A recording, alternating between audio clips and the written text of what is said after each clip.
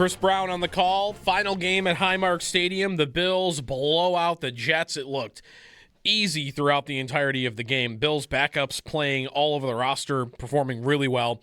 Get to it all now with Chris on the Westher Hotline, voice of the Buffalo Bills. Final game at Highmark Stadium, Chris. How long until we're calling the new stadium Highmark Stadium? Probably still a little bit until it's at least official that they're not going back there. Yeah, I mean, I would say once they cut the ribbon on the place, it's Highmark. Yeah, that's probably right. So, Chris, just on the atmosphere from yesterday before we get to the game, the Bills, I thought, really hit it out of the park with the pregame festivities and halftime, postgame too. It was a very special day for everybody, and the fans really stayed. I mean, even past the end of the game. Yeah, and so did some of the players too. Like, I kind of sat there and wondered how long did Sean McDermott wait for everybody to get in the locker room, before bringing it up and addressing the team after the game, because several players stayed out on the field to watch the video tribute through the years up on the big screens. Tre'Davious White's taken off his wrist tape and just standing there watching the whole thing. And Spencer Brown's got a tear in his eye looking up at the scoreboards. So, this obviously carried a lot of weight with the fans because, they've been coming for 53 seasons. But for players that, have been here for their entire career, I think it hit home as well. Chris Brown with us on the Westher Hotline. The game itself, Chris, I thought, it is a game where you're resting guys, and that's understandable, and I think the smart move because you've got the playoffs coming. Maybe even gain an advantage doing that. But I thought fans are going to want something to cheer about this game. Like, you're going to want to make this a day to remember. And between the performance level from some of the Bills guys and then the just dead-in-the-water look of the Jets, I think it looked pretty early like it was going to be a day where fans had a lot to cheer about. Yeah, I think we all surmised it could be a run for the bus game for the Jets, especially knowing in each of their last four games they had lost all of them by 20 points or more. So you had that feeling. And look, I know I was telling you during the pregame, sometimes I pull up when we play a division opponent, I pull up my board from the previous matchup just to kind of save myself some work, plug in some updated stats. A lot of the names are usually the same.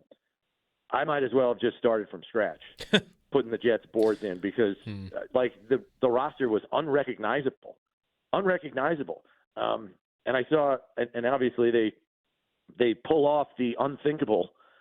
They go a full season without an interception, the first team to do so since interceptions were recorded beginning in 1933.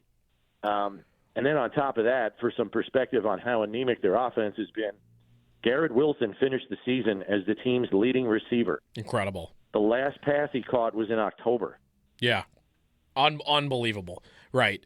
Rushing numbers and the interception number is definitely going to get the one that gets the most publicity, especially because, Chris, the coach is a defensive back in the league, then defensive coordinator, and now head coach, and you're the first coach to ever lead a team to 0 interceptions. I mean, I'm sure for him that's got to be pretty embarrassing. Yeah, it is. But look, you got to give credit to the guys that suited up and played.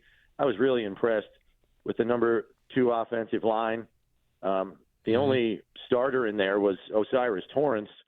Everybody else was a backup, and I think you see what player development looks like there.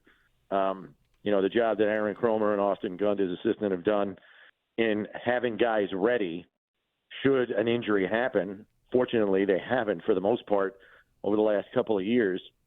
But I really thought they did a great job clearing the way. And then Ray Davis running downhill was super impressive. And it was nice to see him go for a big day, get in the end zone too. And look, Mitch Trubisky, I mean, my goodness. I remember way back in training camp, and I noted this on the broadcast, that he had worked very hard in the offseason, and it was profiled to some degree on Hard Knocks, that he really worked on his throwing mechanics to put more of his hip drive into his throw. And I noticed it right away at training camp, and I even told him, I said, hey, your ball has got a lot more zip than I remember.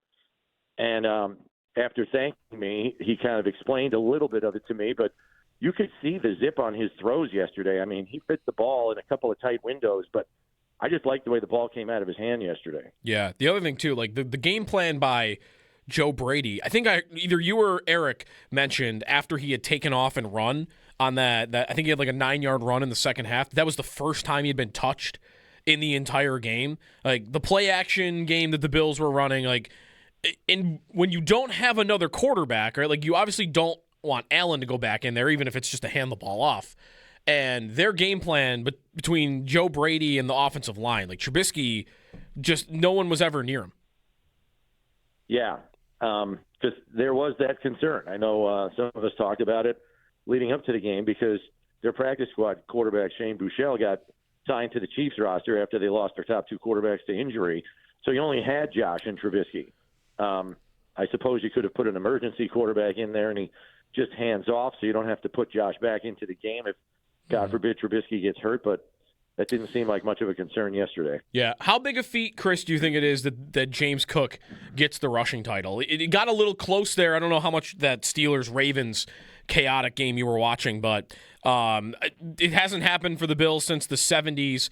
I think you could tell that his teammates especially wanted it for him, and I was wondering if he'd get there just by getting the 2 carries, but he just narrowly gets the rushing title. Yeah. They had the fortunate scheduling where they knew what Jonathan Taylor had before the game even started. I think that helped.